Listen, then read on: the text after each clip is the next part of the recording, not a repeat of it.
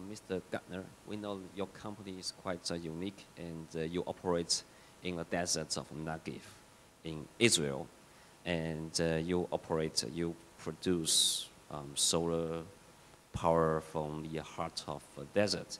And could you share with us a little bit what you're doing and what kinds of advices? And we know that a lot of panelists talking about, we must change the business model because the old model is not working now. And could you, from your personal experience, share with what kind of business model you want to change to? Yeah. If I could ask for the presentation. Okay,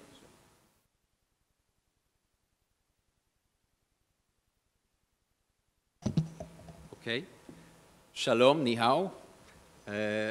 I'm very pleased and proud to be with you this morning from Israel, where we're building the country's largest solar power station and GE's first concentrated solar power station. Israel, at the crossroads of Asia, Africa, and Europe, is an ideal location for this investment. And what makes it special, and the reason for this project to be presented here, is GE is both an investor, owning 25% of the company that I'm leading, as well as the EPC contractor building the power station.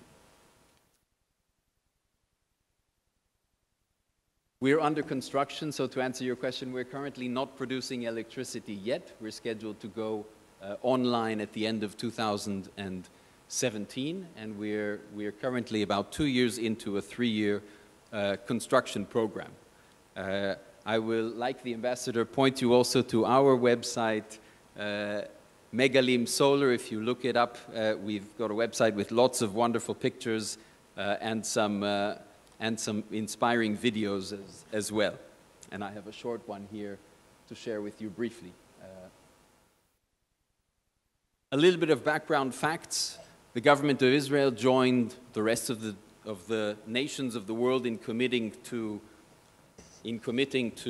renewable energy, 10% by 2020, which I'm sad to say we will probably miss under current rates of progress, and 17% by 2030, which is entirely feasible.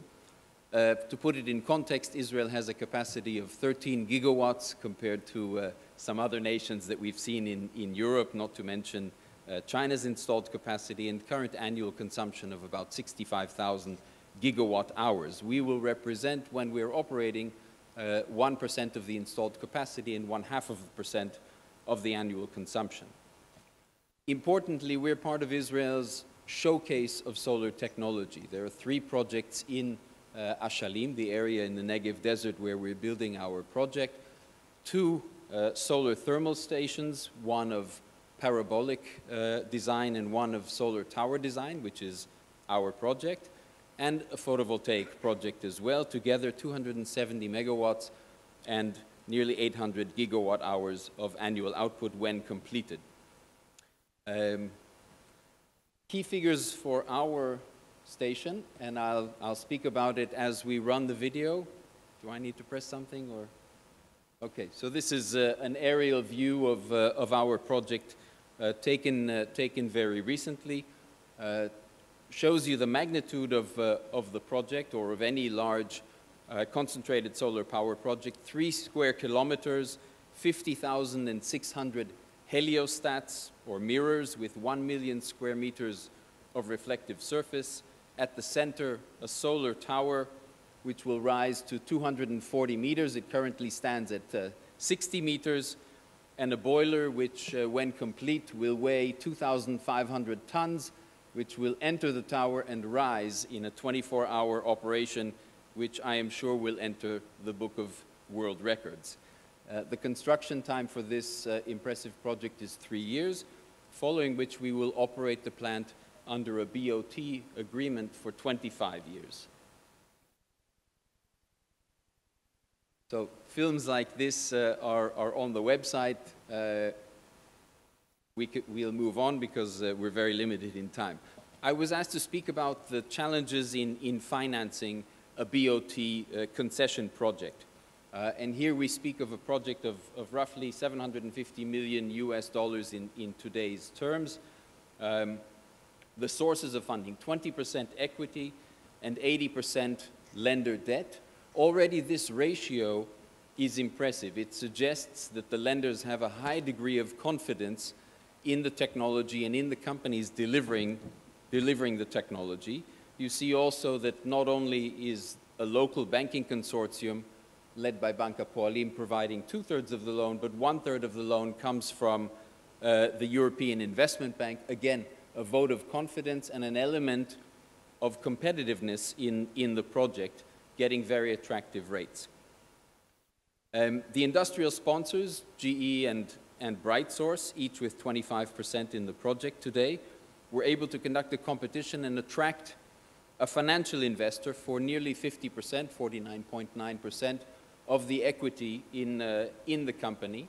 And the fact that they could hold a competition and invite multiple investors emphasizes what has been said by previous speakers. There is a lot of money out there seeking attractive investments, and there are many elements that define an attractive investment, including a strong international technology provider and a local investment fund, which brings more than just money. They bring local talent to facilitate the project.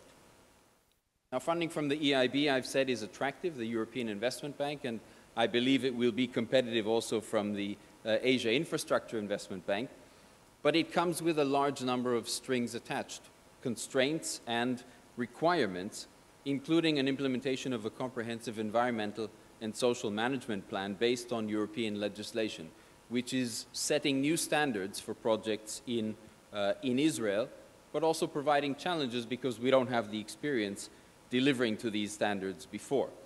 So if I summarize on funding, the road is long. It takes many years to raise such a project, but attractive funding is available for credible, bankable projects. I was asked to speak about the relations with the EPC, and in my life I've been mostly EPC, and today I'm the customer of an EPC, so I speak somewhat from both sides of the equation. Our special purpose company, Megalim, is staffed uniquely with qualified and experienced managers.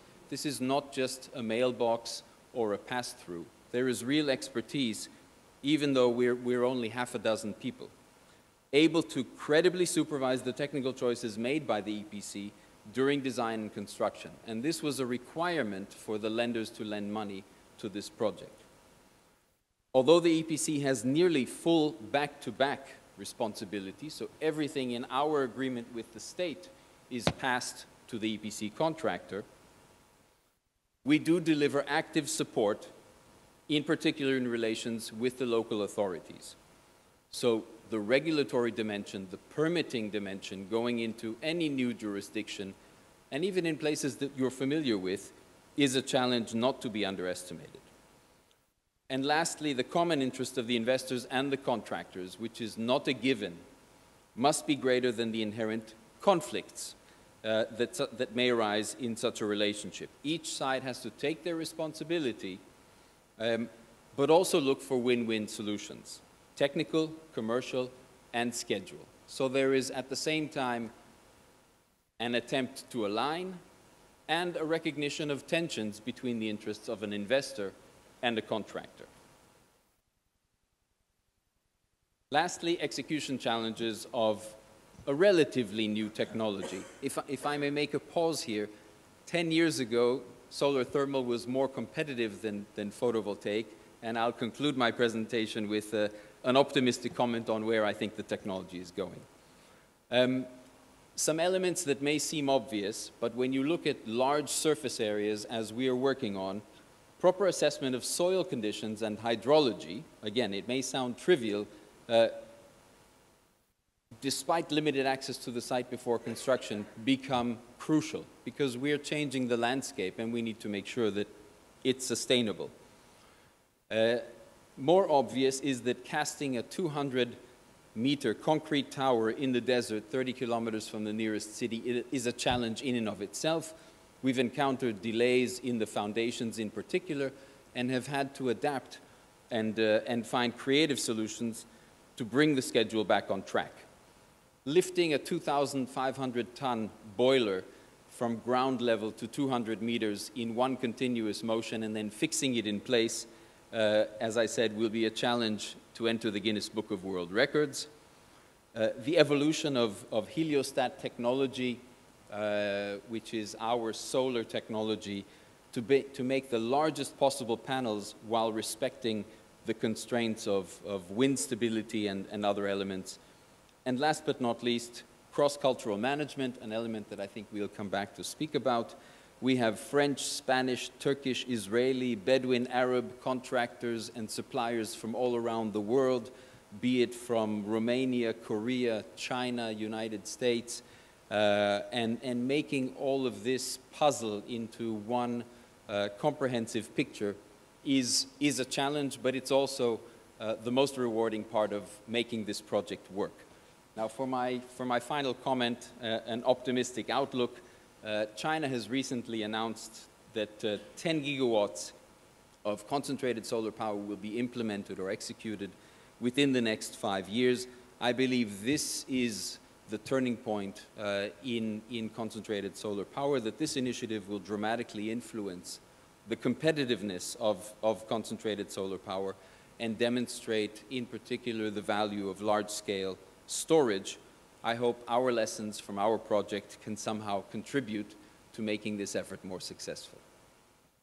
Thank you. Thank you. Thank you, Mr. Garner. And I think we need to, because of time limit, we can move to our third and final speaker, and Mr.